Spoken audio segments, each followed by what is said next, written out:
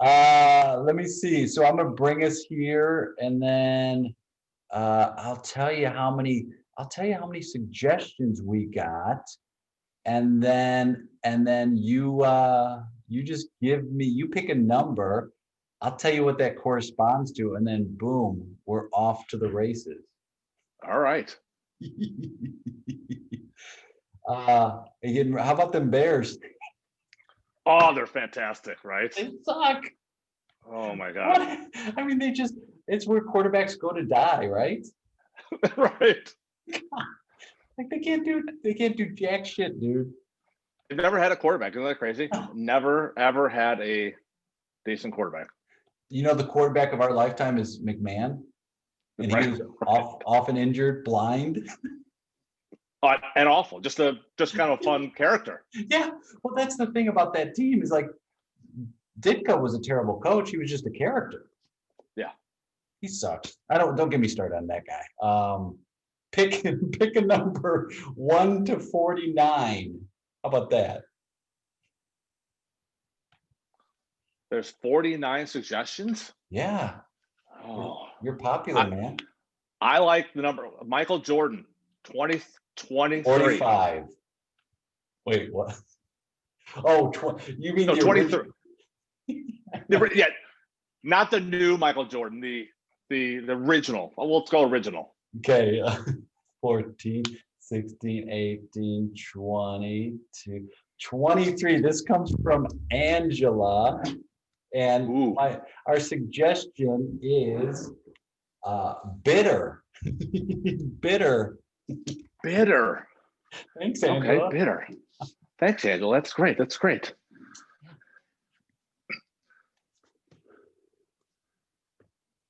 Hey, Mike. Ah, Tony. Yeah, I thought you'd come into my office here, and eventually. Yeah. Is this a bad time? Is it ever a bad time when you come into my office? Is it ever a bad time? No, I was gonna knock, and then I just the door was partly open, so I just opened and came in. That's the whole purpose of a door being partially open. Okay, good. You to come right in. So yeah. No, I was hoping you'd come by. I want to catch up on fantasy football. Great. Yeah, but there's a problem. Yeah. I asked you kindly to put together a team for me.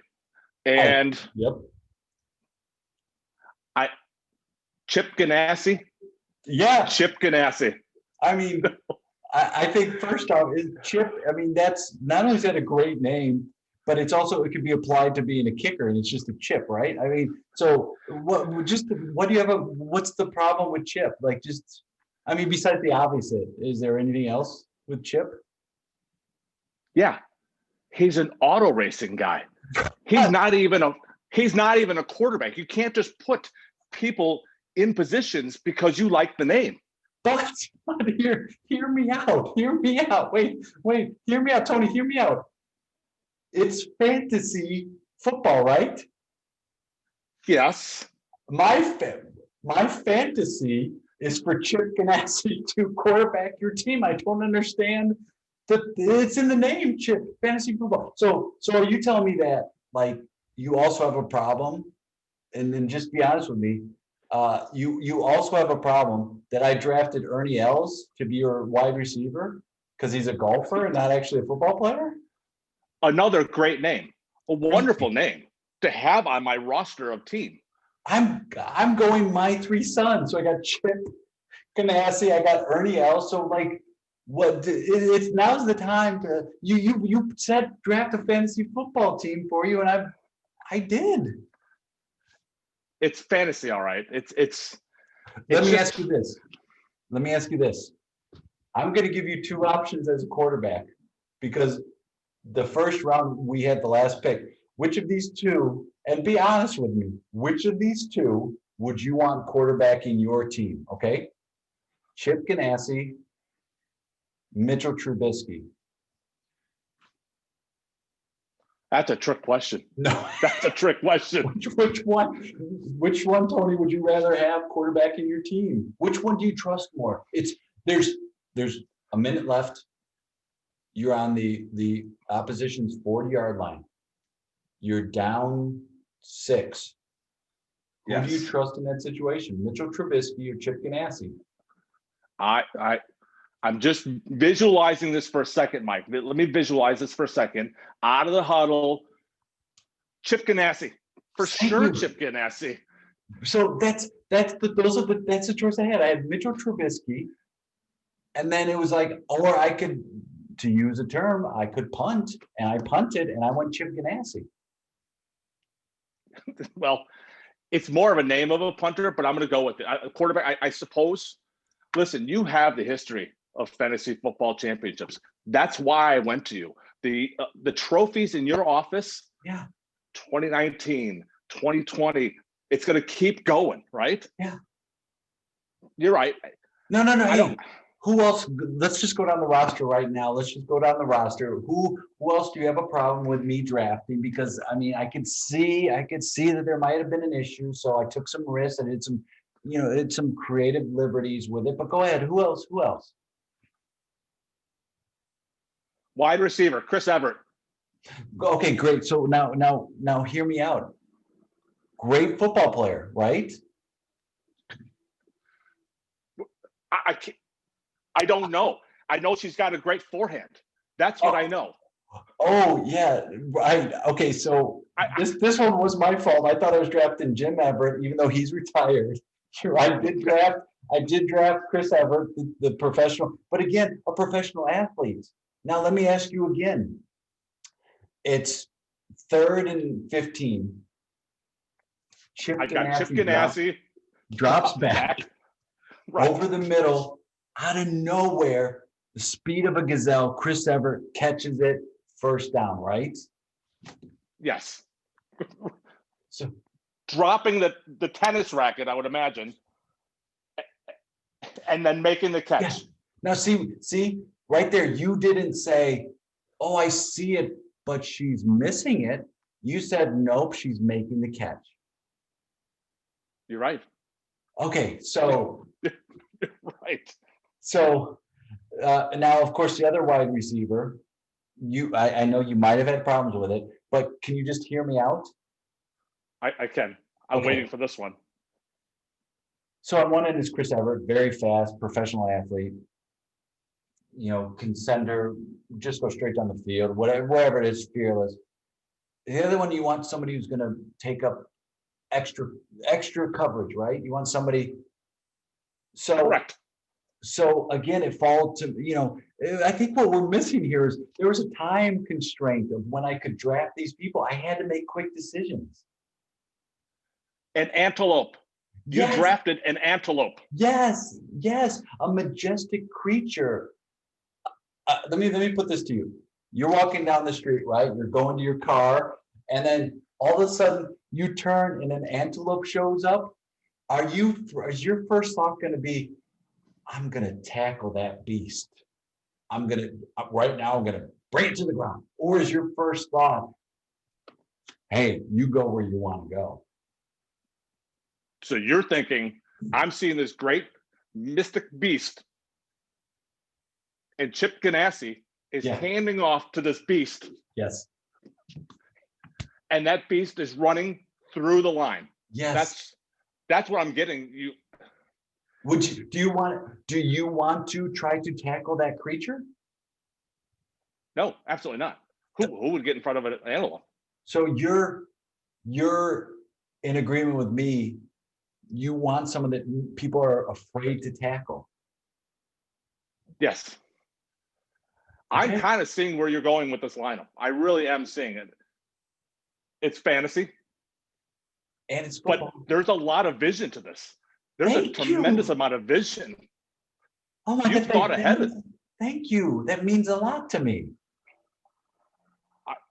I'm glad you've come in here because. Well, go ahead, say it. I mean, I know you have a question about the defense and about what defense I chose, because it's not technically a National Football League defense, but It's not the Muppets. Yes, they are. The Muppets are a great group. The Muppets are an entire group. Think about it. There's Fozzie. Quick-witted, very Kermit. quick-witted. Kermit. Yes. There's Miss Piggy. I mean, you have everything there that you need, right? You have everything you need right there. What? I questioned earlier. Yeah. You bring it in for a hug? Yeah. I want to get a hug. Are we hugging this one out? Tell me, what are you questioning? I'm questioning points. I don't see points coming out of it. I see a lot of zeros. I see a fantastic fantasy squad. Hey. I see greatness. Hey. I just don't see points, Mike. Hey. I don't see winning. Hey, Tony? Yeah. What wins championships? Some people would say defense. Yeah. I mean, now technically, you have to score more points. Technically, it's offense that wins, but I think we're all in agreement that take the offense out of the equation, defense wins championships. Yes. And I've got the Muppets and Chip Ganassi and Chris Everett Lloyd. I accept your apology and you're welcome. Thank you, Mike. Sing! The Muppets. Do you know, Mr. Storey, you're one of my favorite people to play with? You're one of mine because you keep me on task and you keep me. My favorite was the first time we ever met, I believe, was in Kelly Barrett's apartment or condo. Yep. And everyone showed up and everyone was going to drinks and beers and talking about this and that. And you and I believe, saw a painting on the wall. And we talked for about an hour about that painting on the wall. And there was no painting on the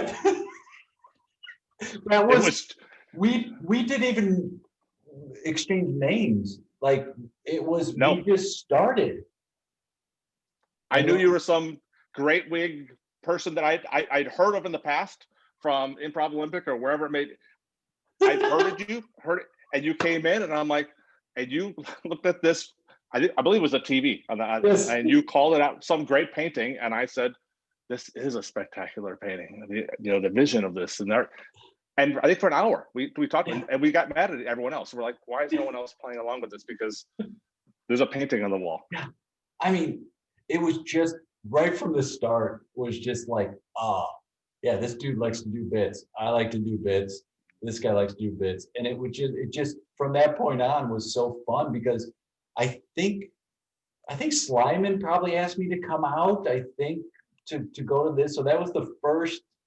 I think that was the first time. Yeah, I had been to one of the rehearsals, and it was like, oh, I like this guy. He's gonna do bits with me right here, and I think it's more fun when you have people like that than people who go like kind of half-hearted acknowledgement, but people were like, I'll join in the fun. I think that's so much more interesting.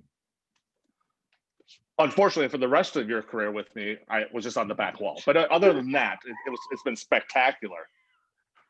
And the times where when I actually come off the wall and have some guts to come off the wall and get out there, it was great to have you out there going, "What's my name? What's my name? Say my name." Like I could just feel you say my name, middle name and everything. It's such a.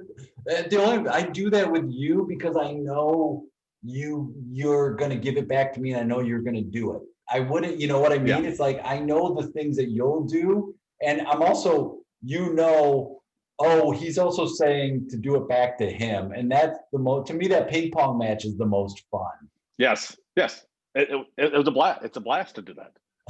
How did you get started in improv? After college, so I did high school improv in probably my junior senior year, and that's just for fun, and that's just for meeting girls. I guess theater type girls. I suppose. Yeah, I don't know. Sure. And all the ones I've met over the years, it's been great. Yeah. No, and then I went away to college, and I was going to be a theater minor until they told me I got to learn about Greek theater and back in the 1400s or 800 BC. I'm like, that's not for me. I want to be right on stage. And then after college, I came home, and a former camp mate, we'll call it, Chris Farley. That was at the time when he had just gotten on Saturday Night Live, and so I went to camp with Chris and his brother Kevin and Tom and John. Really? And so I inquired, I go, how did he get there? And they said Second City. So I went down and gave him my checks and auditioned and got into Second City, and away we went. It's what I wanted to do. Wow. It's still what I want to do. I'd love to do it, but I just don't. I'm getting old now. It's very hard for old people to really think clearly and see clearly. Dude, and hear. The things I love doing most is when somebody in a scene pulls a chair and says, have a seat. To me, that's the most fun scene. It's like, oh, thank God. Let's sit. Don't go too fast. Don't go too fast right now. Let's just sit and take a breath. Oh, it's so much better. Now, see, I thought you were going to say that's your best, because when someone says have a seat, that's the perfect time to not have a seat. Sometimes. I'm just right. But now that we're getting old, yeah. So yeah, that was my start. And I recall I was watching one of these Zooms with Kevin Rayom that you did, and he brought up Tina Fey and how he made it past some audition and Tina Fey didn't, and that just pressed the same. It was funny. I watched it. The same thing happened to me. There was this guy named Bill Cott who was in my class, and he was unbelievably fantastic, and he made me laugh every single time. And then we went through that last audition to get through whatever it was from 2 to 3 or whatever, 2B to 3 or whatever it was, and he didn't get it, and I got it, and I'm like, this isn't right. And now it pushed him right. Now look at it. He's had a great little career, and he's still outrageously funny. And I'm now looking at debits and credits, and and counting ice cream, and still hilarious. I won. Well, that is such a. I mean, you nailed it, right? It's like, who knows why people look. It's not saying like you shouldn't have gotten it, but it's more saying like, why can people look at certain people and go, really, you're not going to. That person you don't think is good, when it's not just the audition, but you've talked to their teachers and you've seen what they do. And then to say like this one audition, and it used to be like, oh, you're going to audition for Turco, you're not going to get in the first time, because that was the dumb process of like, you audition, then no matter what it is, you got to come back again. And that I guess drove up some sort of demand for it. But you look at people now, how many people have you, in addition to Bill, but how many people do you know that have gone to, like, you've taken a class or done shows with, who are like, oh, I don't want to continue after. This is just a fun hobby for me. And you go, but you're so good. And they're like, oh yeah, no, I don't want to make a career of it. I just am having fun right now doing it. Right. Exactly. I mean, and that's what the entire time, while I would love to succeed. And that's the main thing as I got into it, because I saw Chris and Saturday Night Live, and I'm going to be on Saturday Night Live. And I remember telling my parents this, my mom, and she was so proud of me. And she had this whole thing, and this is probably 1992. And she was telling everyone in my family, Steve Storey is going to be on Saturday Night Live by 1995. That was the slogan. Like, they almost had like a presidential slogan on. And I was like, I'm just having fun. I'm just meeting people, and I'm getting on stage, and people are laughing, and it's great. I'm laughing. I'm having a great time. And, I've met, tremendously talented people. I mean, Kevin Rayom is tremendously talented. And so you're tremendously talented. And it's just fun being around you guys, right? It's fun being an improviser. It really, I miss it. You're gonna make me cry. Well, I mean, I really appreciate the very pointed notes you give me all the time. And like, some of them are like performance related, but there are also some that are very personal and very specific. And I appreciate that. Yeah, well, the same goes back to you, my friend. Absolutely. Well, The most fun I've had at the Barstool Philosopher events, honestly, is hanging out before and after. The shows were like, for Yes. that group especially, the shows were like, they were super fun. I had a blast, but it was getting to see everyone and getting to just hang out and do bits. And that is what brought me the most joy in that group. And still to this day, like Yeah. I mean, you, Riome, Tabor, Slyman, like when I think about Kelly, when I think about moments with you all on stage, I can't not laugh. In this scene we did Yeah. today, I can't Yeah. be honest. I can't be in a scene with you and not laugh because you just tickle me so much. So it's so fun playing with you, man. That's awesome. It's the same. You're right. The rehearsals were even better sometimes, right? Just there's no pressure. There's no, fear or anxiety about going on stage. It was just, we're just a bunch of funny people and we're all just going to make each other laugh. Yeah. And then you're like, let's add a little bit of food to the mix. Let's get some snacks and then have fun. Absolutely. Absolutely. Although I will say that after almost every show, I'm like, how do you think Jay thought I did there? What would Jay have corrected on my scenes there? And that's good, right? It fueled me a little bit. And I was like, that's what it should be. I didn't like the way I performed, but I know Jay was probably looking at me, and if I need pointers, he'll give me pointers, and he did. He said I did great. I like the Martin Demott theory, right? We're just getting out here on stage, we're having fun. There's no need to beat each other up.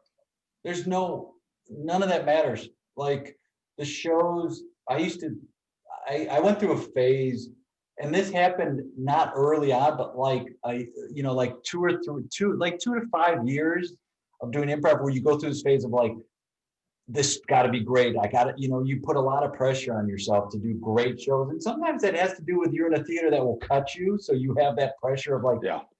And then you get back eventually to a point of like, I don't really care. I like seeing these people and I like going on stage with these people, and I can start getting out of my mindset of what the show should be. And then instead just enjoy what the show is. And then see if you can bring that fun within this group and find it all together. And that's when it's most successful and easiest too. Right. Absolutely. Where, if people want to like follow what you're up to, because also another thing is you do these like videos that make me laugh, like hitting the golf ball. You set up these you're like, okay, I'm going to hit it down the stairs and into a tree. And it's hilarious. Those, I don't know what, they're not fails. Like, what would you call them? Or what do you call them? They're like, well, I actually probably would call them fails, because it's one of my, I hate watching all these videos of all these people who are bored, just like I am through this pandemic, and they're doing all these little trick shots and sending some kind of tennis ball down the block and off a tree and perfectly, they make it seem like it's just so easy. So I've set it upon myself to go out and show people the first video every time, right? Because there's always a first video and it never works. It can't possibly work that well. So I love it. Yeah. They're the best. So funny. My kids hate me for it though. But no, it's so funny, dude. You've set it up, and then you think the payoff is it's gonna go through, and it just sometimes it's close, but it never hits. It's great. Right. Yeah, I think I had one where I had a golf club and I off of a second story stairwell, and I was going to try to hit into a little red Solo cup. I actually thought I hit it. Once it hit a couple bounces, I'm like, oh shoot, this is actually going to work. Nope. But of course, it never works. No, never. Unless you're in one of those great videos. And do you put those just on Facebook, or do you put them on YouTube, or like where can people find them? Instagram. I post them on Instagram and Facebook. That's about the extent of my, I don't, my kids do the TikTok and all that stuff like that. And they demand that I don't go on that. So they stick to your FaceTime stuff, Dad, and your Instagram, and we'll deal with that. So that's it. You get Facebook and Instagram. Videos. We get everything else. Yes, that's right. Right. We get everything else. Yeah, you get your Friendster, and we get everything else. I'll show you. I'm also going to get. I mean, it's just. Oh, nice. I had one of those too. Of course, dude. We all did. Yeah. Well, Steve, I can't wait to play with you again, whether it's like another virtual one or in person on a stage. I love you to pieces, man. Thanks for taking time out. I love you, Jay. I love you to pieces myself. It's been great to. I appreciate you asking me to do this. There's no way I could possibly go on par with any other people you've had on there, but I appreciate it. It's fun. It's always fun. I don't look to succeed. I look to have fun. That's the big part. You're the best, buddy. That's right. That's right. See you, All right. pal. Take care. Bye.